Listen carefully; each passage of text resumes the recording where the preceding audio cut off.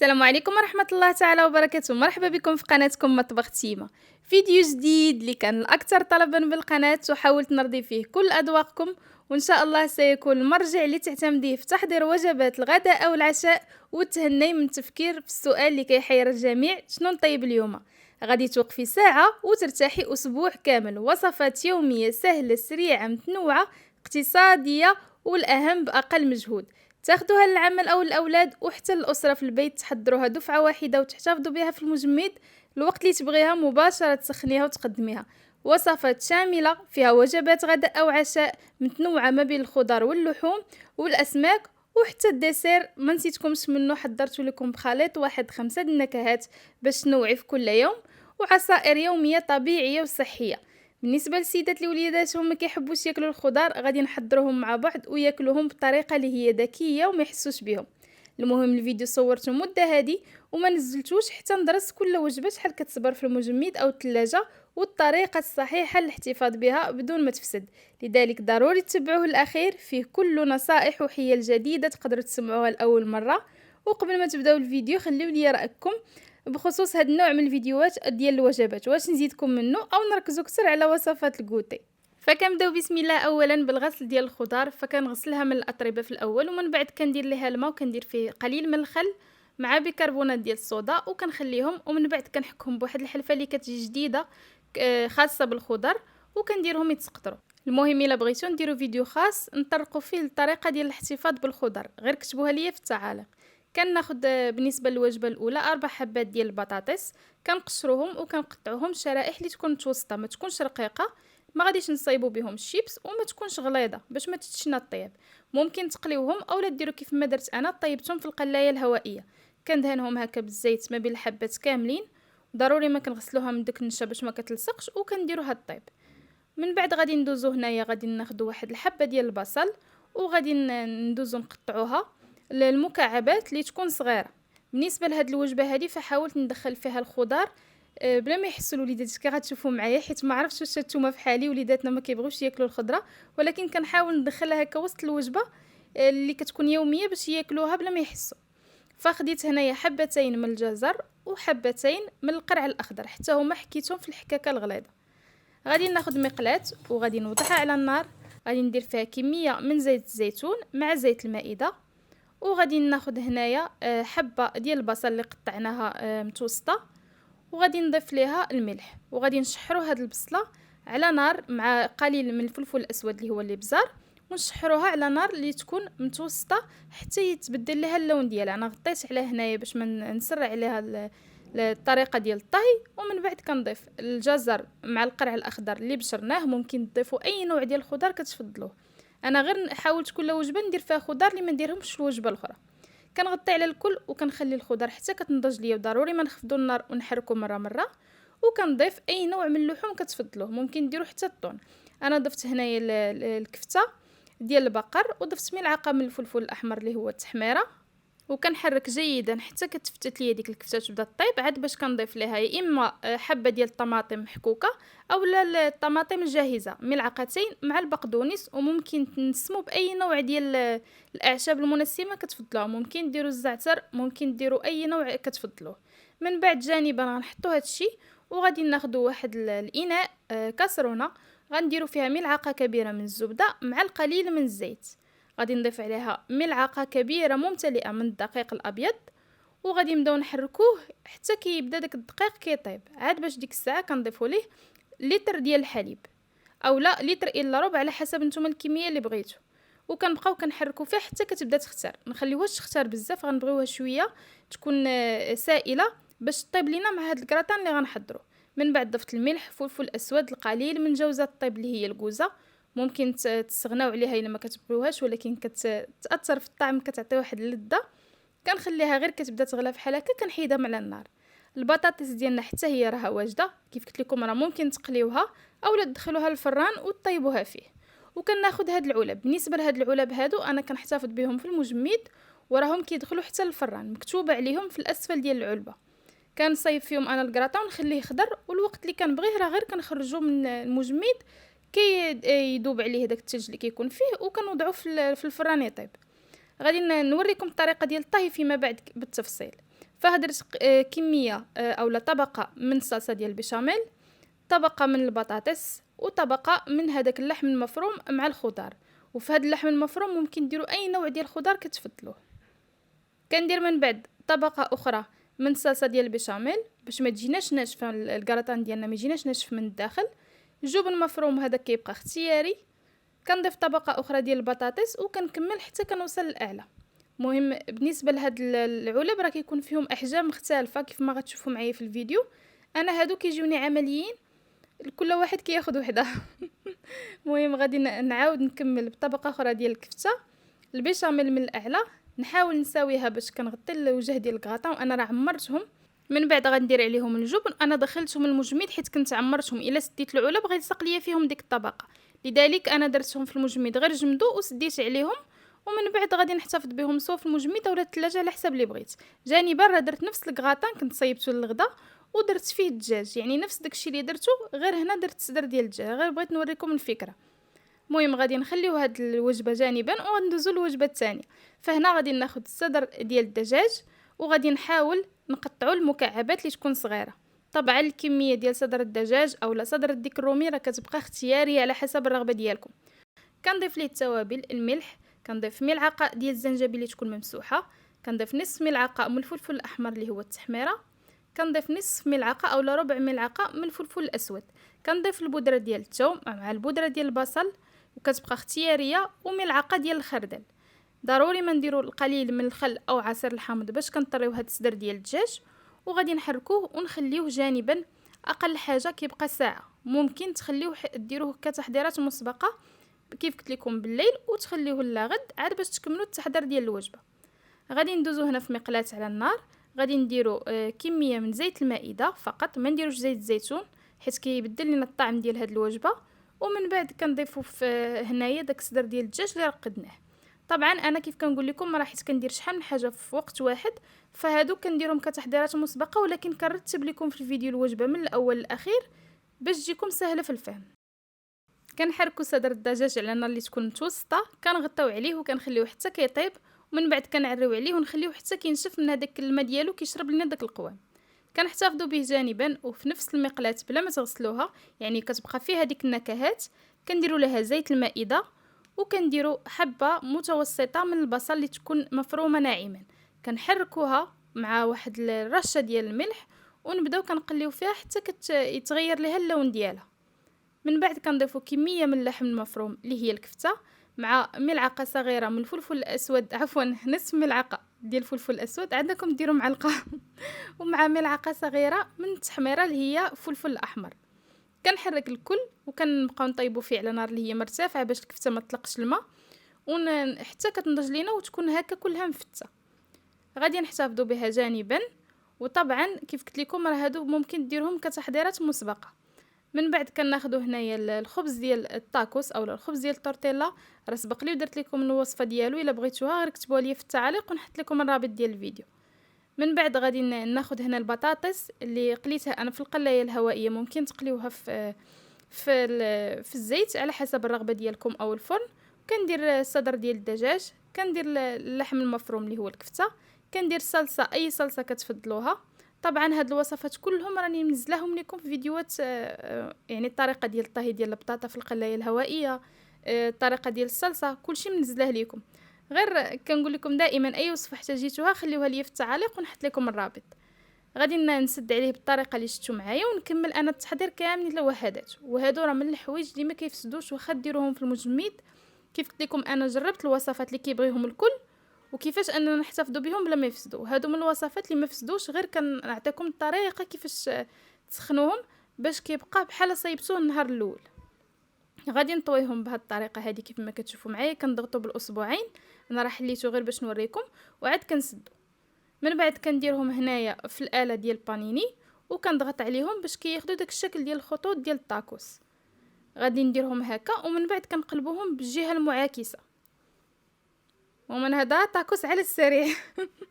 وبزاف كيبغيو التاكوس، ومن الحوايج اللي كيجيو عمليا انك ديهم يا اما مع ولادك المدرسه ولا الناس اللي خدامين ولا راجلها خدام، من الحوايج اللي كيجيو ساهلين وعمليين. نكمل الطهي كامل وغادي نحتفظ به جانبا. كل حاجه خلال الفيديو غادي نوريكم كيفاش غادي نحتفظوا بها. غادي ندوزو باش نرافقوه، غادي نرافقوه بالبوتيتوس، فكنديروا الملح، كنديروا الثوم بودر مع البصل بودر، كندير الزعتر اللي من الافضل يكون مطحون، كنضيف ملعقتين صغيرتين ممسوحتين من الفلفل الاحمر اللي هو التحميره، نصف ملعقه من الكركم اللي هو الخرقوم عرق، ملعقتين من زيت المائده، وملعقه ونصف كبيره من صلصه ديال الصويا اولا صلصه ديال الصوجا. وغادي نضيفو هنايا ملعقتين حتى ل3 ملاعق من الزبده المذابه. صدقوني الزبده كتجي في البوتيتوس كتجي واعره، كتجي ديك الريحه بنينه. هنا بطاطا غادي تضربوها لها بواحد الفركه كيف كنقولوا بالدارجه ديالنا المغربيه، يعني تغسل جيدا من الاطربه اللي فيها وتحك من برا، كتبقى بالقشر ديالها. كنقطعوها هكا كيف ما كتشوفوا معايا على 4 اولا على 5 على حسب السمك ديال البطاطا. كنديروها في هذيك الصلصه اللي حضرناها اولا ديك التتبيله، وكنحركو جيدا المكونات كامله. مباشره ملي كنحركوها كناخذوا واحد الصينيه ديال الفران. بالنسبه لهاد البطاطا هذه راه حتى هي ممكن تبلوها بحال هكا الا ما بغيتوش طيبوها، ديروها في بلاستيكات وكديروها في المجمد. الوقت اللي كتبغيوها كتخرجوها مباشره للفرن، ما تخليوش حتى كتذوب باش ما كتلواش. هنايا خرجت الصينيه ديالي من الفرن، وكنسكب كنفرش لها الورق ديال الطهي وكنسكب ليها هاد البطاطا. ممكن انه نحاولوا نوزعوها ما تبقاش كل حبه فوق اختها، ممكن ديروها مباشره في صينيه الفران غير دهنوها بالزيت. كندخلها الطيب ما كنغطيوش عليها، وكنديروها على نار اللي تكون مرتفعه الاعلى والاسفل في نفس الوقت. كيف ما كتشوفوا معايا هنا راه قربت الطيب وغادي نخرجها. انا راه شفتوا الكراطان في الفران راه كنكون كندير شحال من حاجه في وقت واحد. غادي ندوزو لتحضير الوجبه الثالثه واللي غادي يكون فيها السمك. فالسمك الا قلنا السمك كنقولوا الثوم، السمك كيبغي الثومه، فغادي ندير ليه واحد 4 حتى ل 5 الفصوص ديال الثوم اللي غادي نهرسهم بحال هكا. كنضيفوا الملح، كنضيفوا التوابل. بالنسبه للتوابل فغادي ندير نصف ملعقه من الفلفل الاسود، ربع ملعقه من الفلفله السودانيه، ملعقه صغيره من التحميره، وملعقه صغيره كيف ما كتشوفوا معايا من الكمون. كناخذوا القشر ديال الحامضه، صدقوني القشر ديال الحامض كيجي في التتبيله كيجي رائع بزاف. وكناخذ هنايا ديك الحامضه كنقطع النصف ديالها. كتبغيو الحامض فديروا عصير ديال الحامضه كامله، انا كنكتفي بعصير ديال نص حامضه. كنضيفوها هكا على التتبيله، وبين قوسين يعني الا كنتو كتغسلوها هكا في الغساله ديما باش تكون عندكم واحد الريحه زوينه. الحامضه ملي تسالي منها حطيها مع المواعن. من بعد كنضيف هنايا ملعقتين من القزبر مع المعدنوس اللي مقطعين، وكنضيف ملعقتين كبيرتين حتى ل3 من الزبده المذابه، واحد ملعقه صغيره من زيت الزيتون. كنخلط هاد التتبيله جيدا. هاد التتبيله ديروها في اي نوع ديال الاسماك كتفضلوه، راه كيجي رائع بزاف. بالنسبه لي انا فخديت السمك بهاد الطريقه هذه. قلت للسيد اللي كيبيع السمك انه يحيد لي الشوك وطبعا يغسلو. انا عاود غسلته ووريتكم كيفاش كتجي الحوته. ممكن تجي هذه الحوت الا بغيتو النوع هذا الحوت ديال القرب. كنحيدوا ليه داك الشوك اللي كيكون فيه الداخل وكنقطعوه هكا. طبعا بالنسبه للدراري اللي غتصيفطوا معاهم الوجبه يديوها معاهم فضروري هكا الشوك يتحيد، وحتى السيدات اللي خدامين او الرجال ديالهم فالشوك ملي كيتحيد كتجي عمليه في الماكله وما كتشدش الوقت، خصوصا الوقت ديال الغدا كيكون ضيق. هنايا مباشره غادي نقطعها القطع على حسب الرغبه، وكناخذ كل قطعه كنبدا كنتبلها في هذه التتبيله جيدا. كان ممكن ترقدوها ايضا وتحتفظوا بها هكا الناس اللي ما كيبغيوش يديروا الحاجه طيبه، وممكن طيبوهم راه ما كثر عليهم والو. كنصففهم في نفس القالب اللي تبلت فيه. كندير لهم هنا اليازير من الاعلى، اليازير كيجي رائع مع السمك، ونصف حامضه اللي بقات ليا كنزين بها وكنرافق بها الطبق. غادي ندخلهم الفران ونخليهم يطيبوا بلا ما تغطيو عليهم. مده الطهي ما تفوتش 15 دقيقه، لان السمك كيف كتعرفوا من الانواع ديال اللحوم اللي كتنشف، خاصه تبقى في هذيك العصاره ديالها. انا غنوريكم ملي غيطيب كيفاش غيكون. المهم ما عرفتش واش نتوما بحالي، ولكن انا الحوت الا خدمت فيه عفوا في الكوزينه ضروري ديك الساعه خصني نغسل هذاك الشيء اللي قاسو الحوت. ما كتقدريش تبقاي على راحتك وريحه الحوت واخا يكون كلشي نقي. هنا راه الشيف ملاك ما شاء الله عنده واحد الحب للكوزينه، ما عرفتش كيفاش نوصفه لكم. راه ضروري كتلبس هذيك اللبسه ديال الشيف وتدخل معايا الكوزينه تقول لك انا ندير يدي شي نهار تقدم لكم حتى هي شي وصفه. الحوت ها نتوما كيف كتشوفوا معايا ملي كيطيب كيجي بحال هكا. ديك العصاره ديالو راه غادي نسقيوها به، كتبقى غير الزويته واقفه في غير طيبوا على نار مرتفعه، ما ديروش نار اللي هي مهيله. غادي ندوزو جانبا الحاجه اللي غادي نرافقوا بها الحوت، غادي نرافقوا معكم بالرز مع الخضر. فدرت زيت زيتون مع زيت المائده، ضفت ليها الثوم المهروس وضفت ليها حبه مفرومه اولا نصف حبه مفرومه من البصل. كنضيف لها الفطر، والفطر راه كيبقى اختياري، كنضيف الجزر وكنضيف الجلبانه، وغادي نحرك هادو كاملين على النار. كنبقاو نحركوهم حتى كنقليوهم. ضفت ليهم الوريقات ديال الرند باش كنكه، ملعقتين صغيرتين من الكركم، نصف ملعقه من الابزار، وملعقه من التوابل ديال بسطيله السمك. اللي ما عندكمش ممكن ديروا مكعب ديال السمك. من بعد كنضيف الزيت، وكنضيف هنايا ملعقه من اولا عفوا 4 معالق من صلصه الطماطم جاهزه، ممكن ديروا مطيشه محكوكه. وضفت الماء في هذيك باش نغسل هذيك الصلصه اللي بقات ليا. كنحرك الكل وكنخفض النار حتى كتبدا الخضر كتنضج. ملي كنحس بها نضجات كنضيف الفلفله عندي مقطعه، وكنضيف الرز تقريبا واحد زلافه ديال الرز اللي عندي مغسول. انا خدمت بالارز بسمتي. كنحرك الكل حتى كنقليو هذاك الرز مزيان، عاد باش كنضيف الماء حتى كنغطي عليه، يعني كنقادو في هذاك الاناء وكندير الماء الجهد اللي يغطي عليه، ونخليه يطيب على نار اللي هي متوسطه وهو معري، ما نسدوش عليه. غير كنشوفو نشف من هذاك الماء ديالو كنراقبو كنلقاه طاب صافي، راه كنطفي عليه النار مباشره. كيجي ما شاء الله مفرك وكيجي رائع بزاف، وديك الريحه ديال التوابل ديال بسطرات الحوت كتجي فيه رائعه. المهم انا هادو من الحوايج اللي كيعجبوني نرافق بهم انا السمك. والناس اللي ما عندهمش التوابل ديال البسطاله ديال الحوت ممكن هذاك المرق اللي غتسقيو به سقيوه بالمرق اللي يعني تكونوا طيبتوا فيه الريوس ديال الحوت باش كتجي ديك النكهه ديال الحوت في هذا الرز. الوجبه الرابعه كيف ما غتشوفوا معايا، فغادي نحضر معكم المقارونيه اولا لاباط. غادي نديرهم بواحد الصلصه اللي كتجي مختلفه بزاف، وحتى هي مغذيه، وحتى هي الوليدات غياكلوا فيها الخضره بلا ما يحسوا. فكنسلقوه في الماء مع الريحان، اي نوع ديال المقارونيه كتفضلوها مع الريحان وزيت الزيتون. ومني تسلقوها ضروري دهنوها بواحد شويه الزيت باش تبقى لكم هكا مفروقه، وغسلوها قبل بالماء بارد. وكناخذ هنايا البصله خضاريه اولا اي نوع ديال البصل كتفضلوه، كنقطعو. وكنقطع هنايا الفطر اللي وريتكم راه انه ما كيتغسلش، غير كنقشروا ليه هذيك القشره البرانيه، كنسوسوه مزيان ونسحوه من الداخل وكنقطعوه. يعني ما تغسلوش حيت كيلو، انا قليل الا لقيته عامر بالتراب بزاف فين كنغسلو، ولكن راه كيلو يعني ما كيبقاش هذيك حافظ على راسه. غادي ناخذ هنايا حتى الدنجال كنقشرو مزيان من القشر ديالو، ما تخليوش فيه ديك القشره السوداء، وكنقطعوا المكعبات. مهم نتوما غادي ديروا لوليداتكم الخضره اللي كتبغيو، انا درت داكشي اللي كنفضل واللي عندي في الدار. انتي ماشي ما عندكش الفطره ماشي شرط، ممكن ديري الجزر ديري القرع، هنا غياكلوا الدراري داكشي بلا ما يحسوا، خصوصا مع الحاجه اللي كيبغيها الكل اللي هي لاباط. كنحط هادشي جانبا، وغادي ناخذ هنا واحد المقلاة ندير فيها ملعقه كبيره من الزبده تكون ممتلئه، كنزيد عليها القليل من الزيت، وكندير صدر ديال الدجاج وما نديروا ليه حتى شي توابل، غنديروا عليه غير واحد رشه الملح مع الفلفل الاسود اللي هو الابزار، تكون النار مرتفعه ونبقاو كنقلبوا فيه بحال هكا حتى كيتحمر لينا من الجوانب كامله وكيجي بحال مقلي. فهاديك الزبده كيتقلى وكيجي بنين. كل ما كانت الزبده يعني نوعيه جيده كل ما غيجي لذيذ. من بعد كنخفض عليه النار اللي هي مهيله حتى كيتحمر، وكنخليه يطيب ونتاكد انه طاب من الداخل. كنحيدو ونحتفظ به جانبا. وفي نفس المقلاة غادي ندير هذيك الحبه ديال البصل اولا البصله خضاريه، وكنحركو جيدا.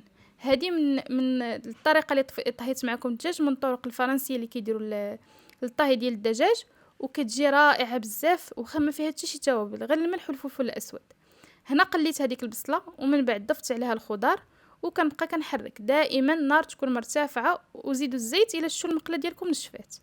من بعد كنضيف هنايا المطيشه، انا درت سوريز، ممكن ديروا اي نوع من الطماطم كتفضلوها، فلفل اسود مع القليل من الزعتر، وكنحرك الكل. وغادي نخفض النار ونخلي هادشي حتى كيطيب، يعني حتى كتدبل لينا هاد الخضار وكيدخل هاد الطيب، ماشي غير تبقى هكا شاده في العضه. ملي كطيب ليا الخضار غادي نضيف لها في هذه المرحله السبانخ. انا كيف قلت لكم انا هاد الاضافات كلها اللي ضفت ديال الخضار غير باش نوع عليكم، راه انت غديري باللي عندك. انا كنعاود ناكد على هذه القضيه. السبانخ كطيب على نار اللي هي مجهده باش ما يتغيرش لها الطعم واللون. من بعد كنضيفوا الكريمه ديال الطبخ وغادي نحركها، وقبل ما تبدا تغلى الكريمه كنضيفوا الكميه ديال المقارونيه اللي بغينا وكنحركوا. في هذه المرحله هذه كنحركوها ونخليو هذيك المقارونيه طيب مع هاد وتختار لينا مع هاد لي بات. ممكن هنا تضيفوا اي نوع ديال الاجبان كتفضلوها. انا درت واحد الحكه ديال الكوزه. راقبوا الملح طبعا، ذوقوا شوفوا الملح ديالكم واش هي هذيك، وضيفوا اي نوع من الاجبان. ممكن ديروا الشيدار حتى هو كيعطي داك اللون الصفر وكتجي المقارونيه عاوتاني طعم اخر. المهم هذه من الوجبات اللي غتجربوها وغتعجب وليداتكم وفيها كلشي. الوجبه الاخيره اللي هي دجاج ديال KFC غادي نحضروا حنا في البيت. فكناخذوا بالنسبه للتتبيله الملح، كنضيفوا عليها البودره ديال البصل مع البودره ديال الثوم، كنضيف ملعقه صغيره من الزنجبيل، ملعقتين ممسوحتين من الفلفل الاحمر، وفقط نصف ملعقه من الكركم، هذه باش كيعطينا داك اللون اللي كيجي مذهب. كندير ربع ملعقه حتى نصف ملعقه من الصلصه ديال الحار، والحار كيبقى اختياري. وكنضيف هنايا يا اما غديروا الحليب مع واحد شويه ديال عصير الحامض، او لا ديروا ياغورت طبيعي كيف ما درت انا. وكنزيد على نفس العلبه كنعمرها بالماء، تقريبا واحد نص كاس ديال الكاس ديال الشاي ديال الماء. كناخذوا الافخاد او لا اي جزء كتبغيوه في الدجاج، كنقطعوه بهذه الطريقه. ضروري ما كنديروا فيه ديك التفليحات باش كيشرب لينا التتبيله. طبعا الدجاج الا كان جديد فضروري تغسلوه وتخليوه يبات في الثلاجه حتى لغد عاد باش طيبوه باش كيجيكم مفتي. غادي نتبلو جيدا ونغطي عليه ونخليه يبات في الثلاجه في التتبيله. وندوز نحضر معكم السلطه اللي غادي نرافقوا بها. انا هذه بغيتها بحال الوجبه اللي كنشريوها من برا، تصايبها اختي لوليداتك في الدار وهكا كتعرفي شنو كتعطيهم، وفي نفس الوقت كتقام اقل في التكلفه.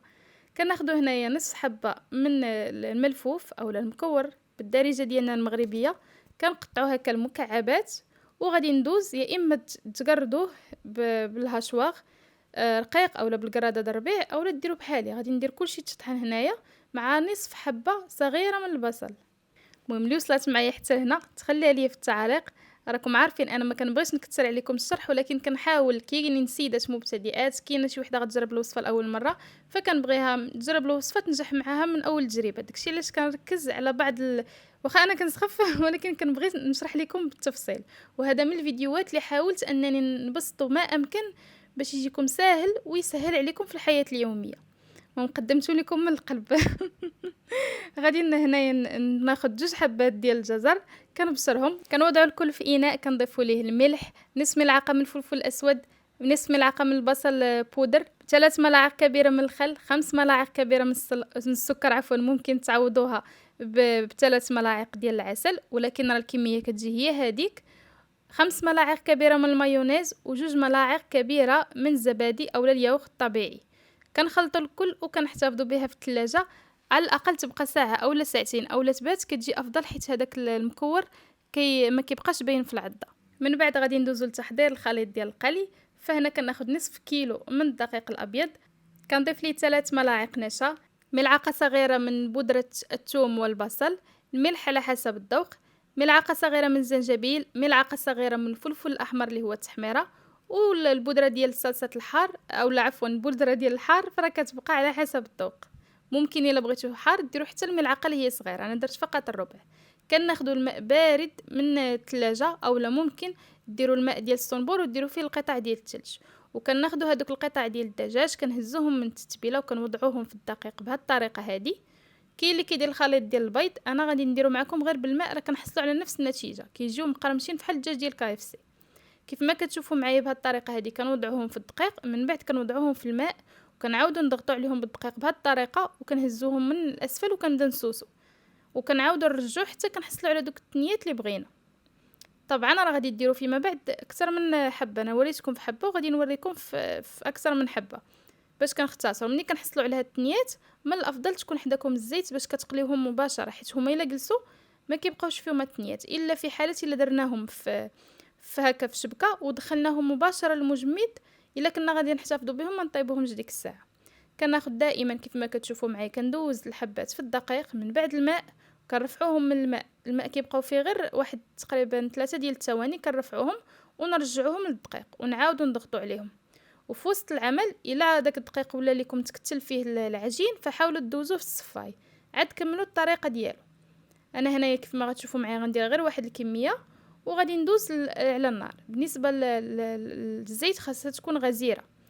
غادي نديروا فيه هاد الحبات ديال اولا القطع ديال الدجاج، ومن الافضل كيف قلت لكم مباشره من هكا من الدقيق للمقلاة. كيجيو دوك التنيات واضحين اكثر. وبالنسبه للناس اللي عندهم القلايه ديال الزيت فكتكون درجه 175 درجه مئويه، ما بين 160 175. النار تكون متوسطه، وكنحيدوهم ونديروهم في شي شبيكه مع التحريك المستمر، كياخذوا 9 دقائق تقريبا حتى ل10. وفي حاله حليتوهم ولقيتوهم ما طابوش فكتسرحوهم في واحد الصينيه وكتدخلوهم الفران يكملوا النضج ديالهم. هذه في حاله. غادي ندوز هنايا نحضر معكم التحليه. فخديت كميه من البسكويت، اي نوع ديال البسكويت كتفضلوه. ضفت عليه الزبده، تقريبا واحد 2 معالق ديال الزبده في 300 غرام ديال البسكوي.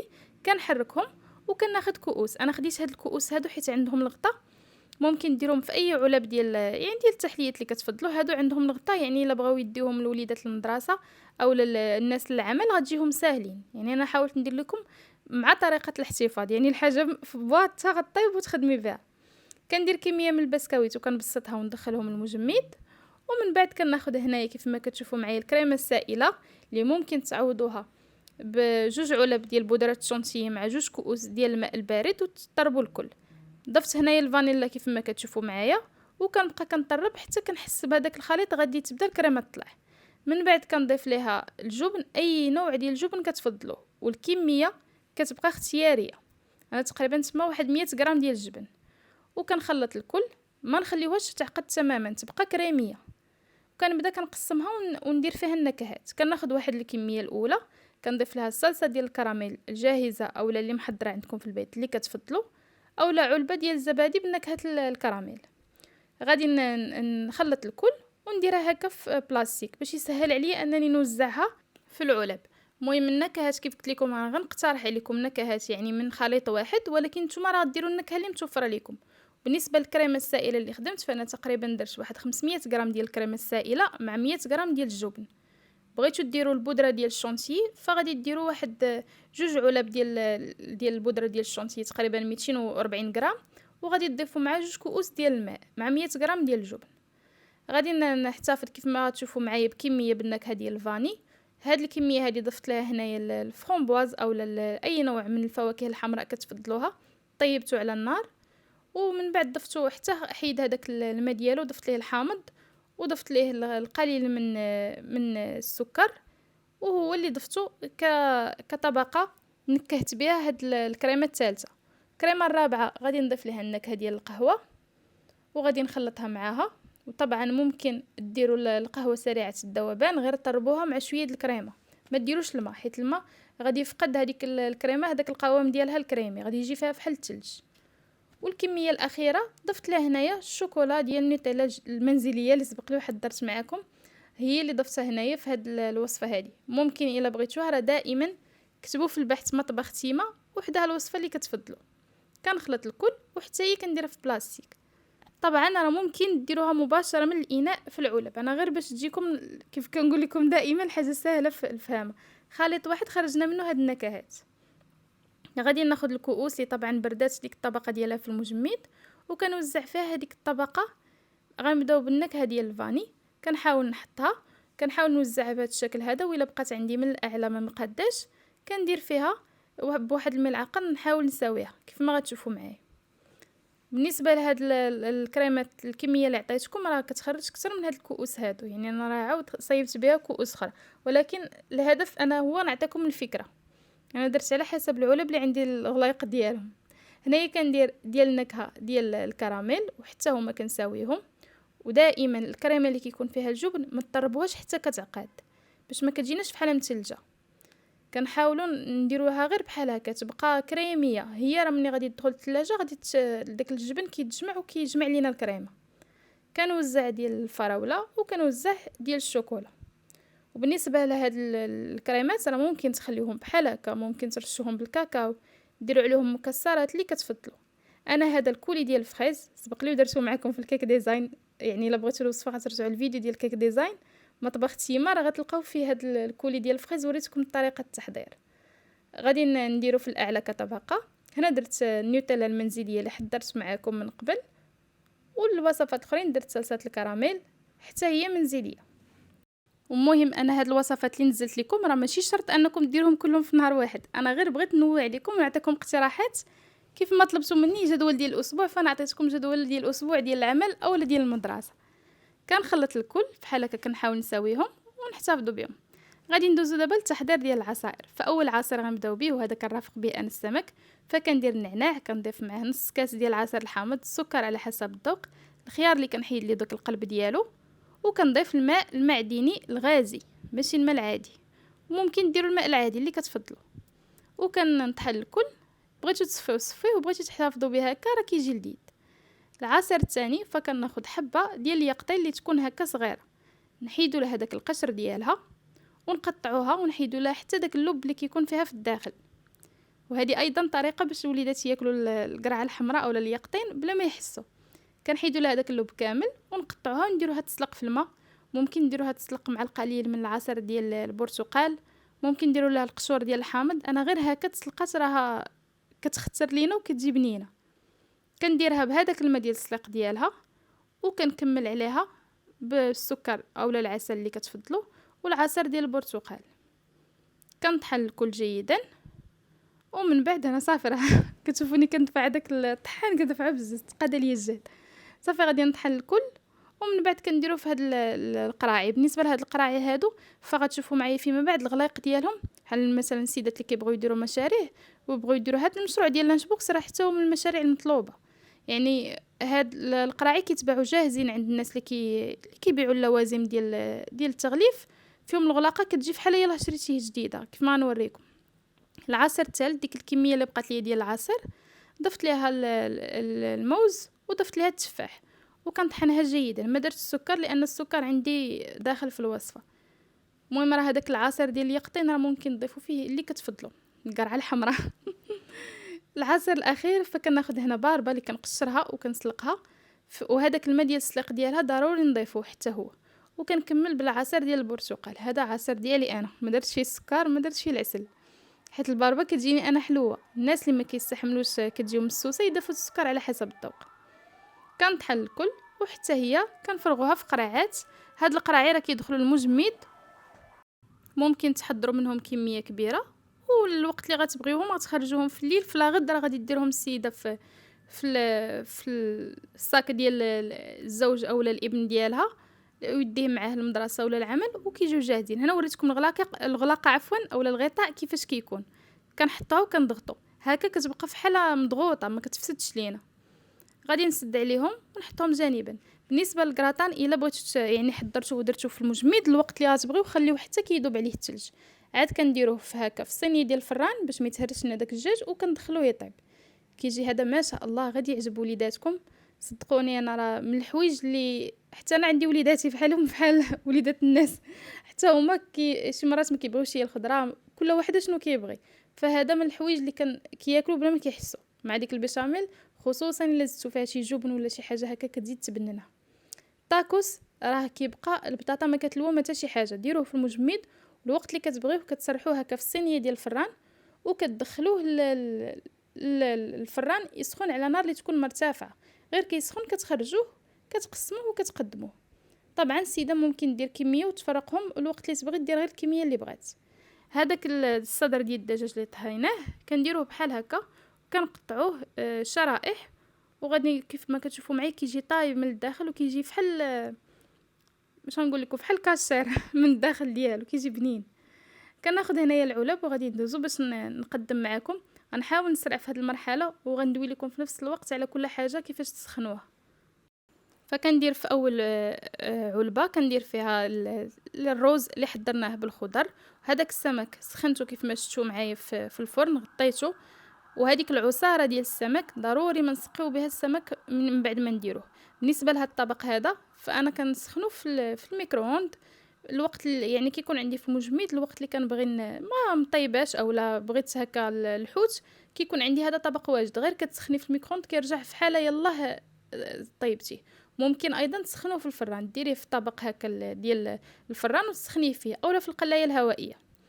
غادي ندير عليه كيف ما كتشوفوا معايا العصاره ديالو. كنحطوا الطاكوس حتى هما كنقدموهم بهذه الطريقه. هذيك البطاطا ديال البوتيتوس، بالنسبه للبوتيتوس فما كنصحكمش طيبوها من قبل اولا طيبوها نص طيبه وحتى بها في المجمد. النهار اللي تبغيوها خرجوها ودخلوها 10 دقائق ما كاملاش راها كتنضج. رافقتها انا مع دوك العلب اللي كيكون فيهم صلصات على حسب الرغبه. هاد السلطه هادي ديال المكور فرا صبرات ليا في الثلاجه ما دخلتهاش المجمد، صبرات لي في الثلاجه تقريبا لمده ديال 4 ايام اللي صبرات. غادي نحاول كيف ما كتشوفوا معايا، هي ملي كتبات كتزيد تزيان، ولكن فوق 4 ايام ما غاديش تبقى لكم في نفس النكهه ديالها. كنوضعوا صدر الدجاج. بالنسبه لهذا عفوا الفخذ ديال الدجاج راه بقى لي في الثلاجه، درتو في الثلاجه وفي المجمد. المجمد سخنته في الفران، بقى رجع فحال يلاه قليته، وفي الثلاجه بقى لي المده ديال 5 ايام. يعني ما تغيرش، انا كنقول لكم كنحل الحاجه وكنعاود نشوفها باش نشوفها واش بقات في نفس الطعم. بالنسبه للمكرونيه اولا لي باط راه كيبقاو لكم في المجمد حتى المده ديال 3 الاسابيع، ما كيطرى لهم حتى شي حاجه. كتخرجي العلبه كتذوب عليها الثلج، كتسخنيها سواء في الميكرووند اولا تسخنيها هكا في مقلاة، وهذاك الصدر ديال الدجاج حتى هو كيبقى في نفس الطعم ديالو. وبالنسبه للكراتان انا كيف قلت لكم كنفضل انني ما نحتفظش به طيب، كنحتفظ به بدون طهي كيف ما وريتكم. العلب كنسدوهم وكيف قلت لكم كنحتفظوا بهم يا اما في المجمد يا اما في الثلاجه على حسب الرغبه. وانا ما كنقولش شي واحد دير المجمد ولا دير الثلاجه، انا غير بغيت نعطيكم اقتراحات اللي عمليين وكيهنيو، خصوصا اللي عندها وليدات ولا اللي خدامه. راه هادو من الحوايج اللي غيهنيو، كتعرفي راه الغدا والعشاء عندك في الدار، حسن ما تشري لهم شي حاجه من على برا كياكلوا حاجه نقيه ديال الدار. وما عرفتش واش نتوما فحالي، ولكن انا نفسيا ملي كنحل ديك الثلاجه كنلقى عندي الماكله واجده، كنحس بالراحه. داك التفكير ديال شنو غنطيب غدا ياخذ من الوقت وكياخذ من الجهد. المهم كنتمنى الاقتراح ديال اليوم يكون نال الاعجاب ديالكم، عجبكم خليوا لي الراي ديالكم، وايضا حتى الانتقادات ديالكم، لان بالنقد ديالكم البناء راه به باش كنكملوا وكنزيدوا القدام. وطبعا خليوا لي اقتراحاتكم في الوصفات اللي بغيتوا ان شاء الله نقدموها. دائما الاكثر طلبا في التعاليق هي اللي غادي نبدا بها كيف ما عودتكم. كنحبكم من القلب، تخرجوا لي بتعاليقكم اللي كتفرحني بزاف بزاف. تلاقاو ان شاء الله في فيديو جديد. سلام عليكم.